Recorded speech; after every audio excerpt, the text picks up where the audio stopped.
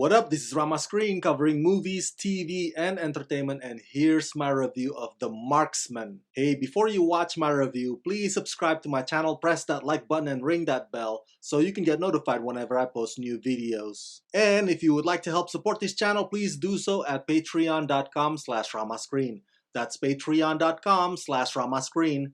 Let's rock this. Putting aside the fact that this is yet another white savior story where the Mexicans are either cartels or helpless immigrants in distress, putting aside this film's obvious, somewhat offensive, and definitely face-palming stereotypes, The Marksman is just boring as hell. I know the word boring is the laziest adjective to use in a review. Kind of like saying that something is amazing. I mean, come on. Can you please elaborate? Hello? But for reals though, The Marksman is basically a thriller with hardly any thriller. The conflicts are few and far between, even with the usually dependable old man action star Liam Neeson at the wheels. This is one road trip journey that leaves you scrambling for reasons to care about it.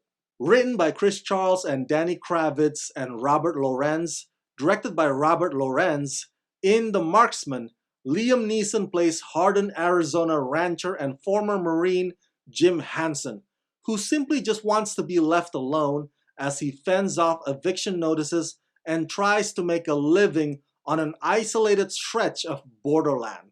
But everything changes when he witnesses 11-year-old migrant Miguel fleeing with his mother Rosa from drug cartel assassins led by the ruthless Mauricio. After being caught in a shootout, an injured Rosa begs Jim to take her son to safety to her family in Chicago. Defying his stepdaughter Sarah, Jim sneaks Miguel out of the local U.S. Customs and Border Patrol station, and together they hit the road with the group of killers in pursuit. Jim and Miguel slowly begin to overcome their differences to forge an unlikely friendship, while Mauricio and his fellow assassins blaze a cold-blooded trail hot on their heels.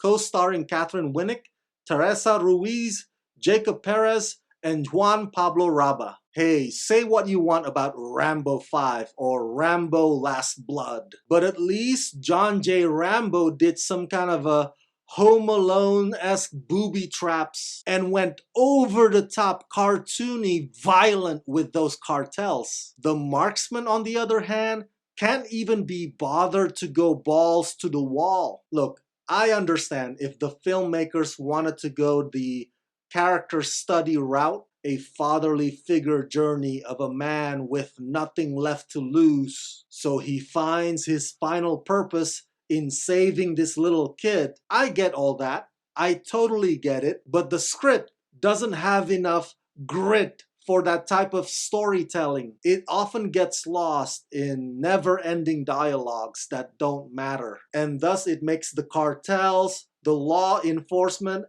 and even Liam Neeson's character seem incompetent. The whole stretch is like the slowest, most uneventful chase sequence ever. Do you notice that these days, Liam Neeson plays either a former CIA, a former special ops, a former thief, a former Marine? It's always either retired or on the verge of retiring. You can put him into these many roles and they'll all be similar, because that's the only way to explain why he would have a particular set of skills. I admit, watching Liam Neeson interact with child actor Jacob Perez in this movie is endearing.